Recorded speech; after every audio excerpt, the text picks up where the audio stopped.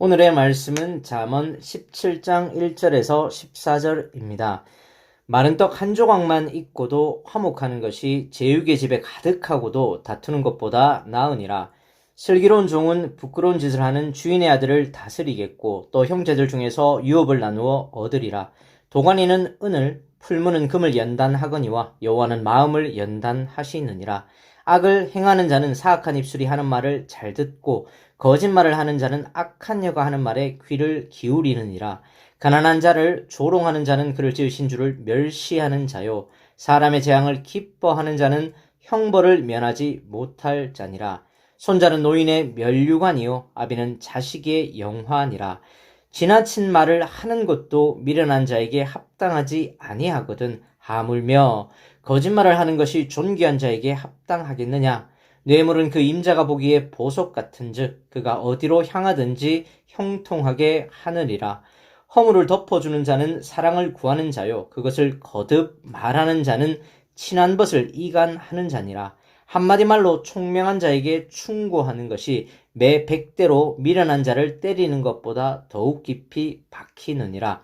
악한 자는 반역만 힘쓰나니 그러므로 그에게 잔인한 사자가 보냄을 받으리라. 차라리 새끼 빼앗긴 암콤을 만날지언정 미련한 일을 행하는 미련한 자를 만나지 말 것이니라.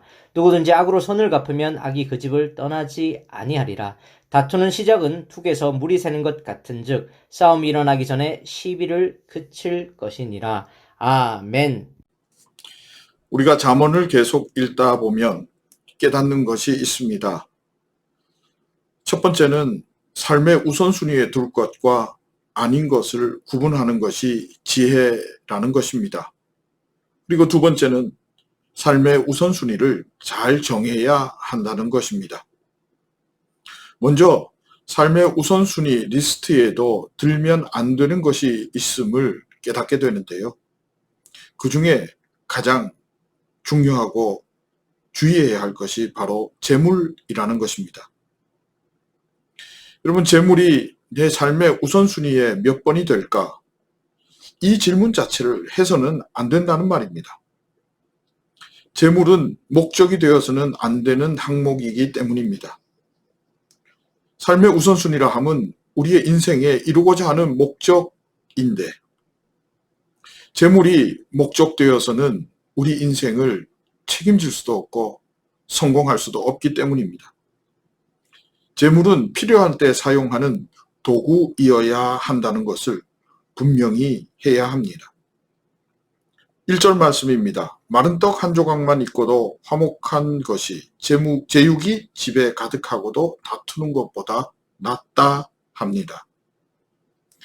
여기서 여러분, 화목이 인생 리스트에서 1순위가 되고 제육이 2순위라고 한다면 그 사람은 그리고 그 가정은 영원히 화목을 얻을 수 없을 겁니다. 재물이 목적되면 절대 안 되기 때문입니다.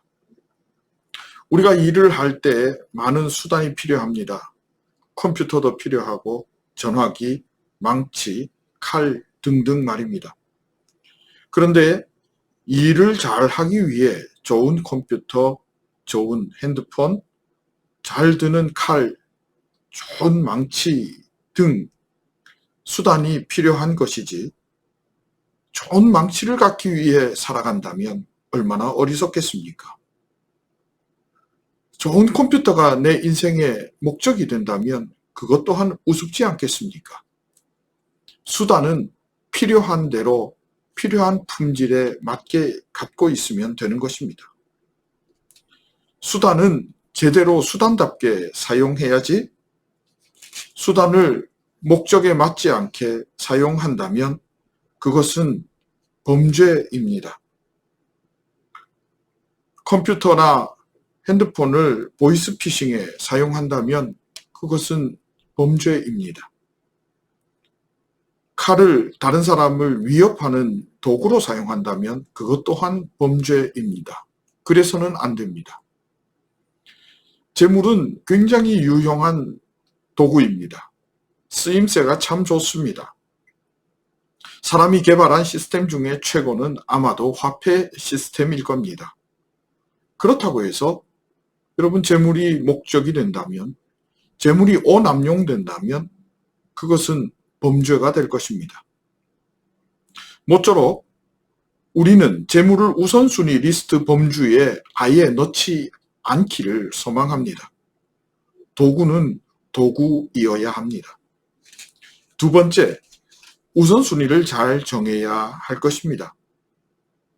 우선순위를 잘 정한다는 것은 본질적인 것이 상위에 있어야 된다라는 의미가 될 것입니다. 여러분, 화목한 가정에서 화목을 우선순위에 대고 내가 화목하기 위해 살아갈 때에 여러분 그것은 숙제가 되고 의무가 될 것입니다.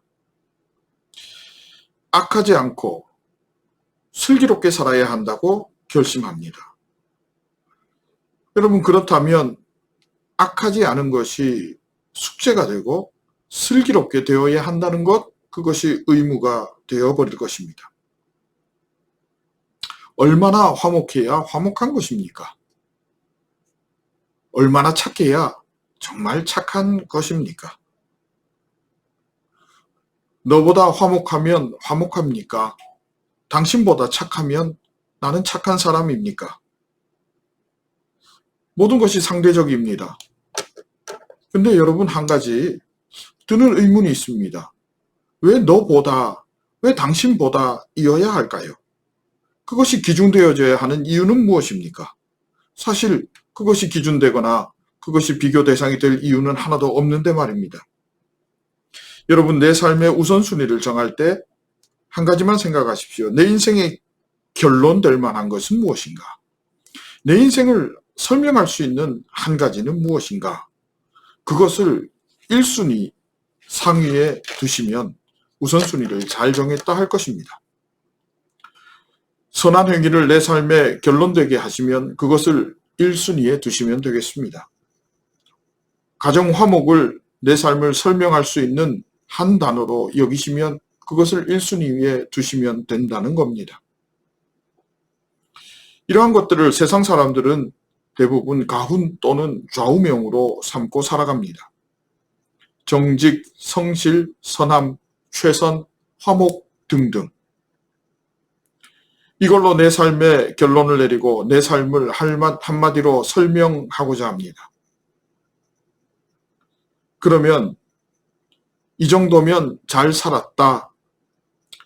내가 정직하게 살았다. 그러면 잘 사는 삶이다. 내가 최선을 다하는 삶이었다. 그러면 잘 사는 삶이다. 그러는 겁니다. 그런데 여러분 이걸로 충분합니까? 그러면 뭔가 좀 아쉽지 않습니까? 어떤 사람이 열심히 살았습니다. 최선을 다하고 성실히 살았습니다. 그런데 하는 것마다 안 됩니다. 마이너스 손이라고 합니다. 허탈합니다. 만족합니까?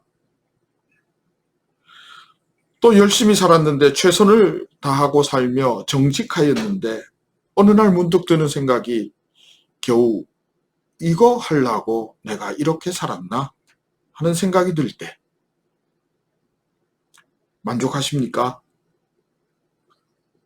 그런데 옆에 있는 사람은 거짓과 사기로 똘똘 뭉쳐 있는데 나보다 더 잘 사는 겁니다.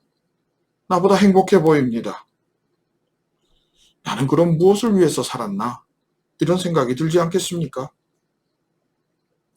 여러분 무엇보다 이러한 가치들이 영원한 가치가 아니라는 것입니다. 하나님이 결론되게 하십시오. 그러면 후회 없는 인생을 살 수 있습니다. 허탈함도 없습니다. 복음을 내 인생을 설명하는 한 단어로 삼으십시오. 그러면 후회하지 않습니다. 복음을 내 목적으로 삼고 내 인생을 설명할 수 있는 한 단어로 삼는 사람은 3절입니다. 풀무에서 금이 재련되듯 하나님이 나를 연단시켜 금으로 만드신다. 고난 앞에서도 이렇게 고백해버립니다. 내 삶의 상황을 복음으로 이해하고 해석해버리니 이런 고난 앞에서도 놀라운 선언을 하게 되고 감사하게 되는 겁니다. 이것이 복음의 능력입니다. 재물을 모으는 것도, 자녀를 양육하는 것도, 먹고 자는 것도, 심지어 죽음까지도 복음이 결론이 되도록, 복음이 이유가 되도록, 그렇게 내 삶의 최우선순위를 복음으로 두면, 하나님으로 두면 모든 것이 은혜요, 복이요, 심지어 생명되어집니다. 예수 그리스도, 복음이 내 삶의 우선순위 1번에 머물러 있기를 진심으로 소망합니다. 그럴 때에 2번과 3번은 그냥 이루어질 것입니다. 단지 시간 문제일 뿐입니다. 승리하는 성빈의 권속 될 수 있기를 진심으로 소망하고 축복합니다. 함께 기도하겠습니다. 하나님 감사합니다. 나의 시작도 복음이요, 마지막도 복음, 오직 예수 그리스도입니다. 복음으로 살고 복음을 위해 사는 그리스도인으로 하나님 승리하며 영원한 생명 누리기를 원하오니 예수님의 이름이 힘이 되게 하시고 능력되게 하여 주옵소서. 예수님의 이름으로 기도합니다. 아멘.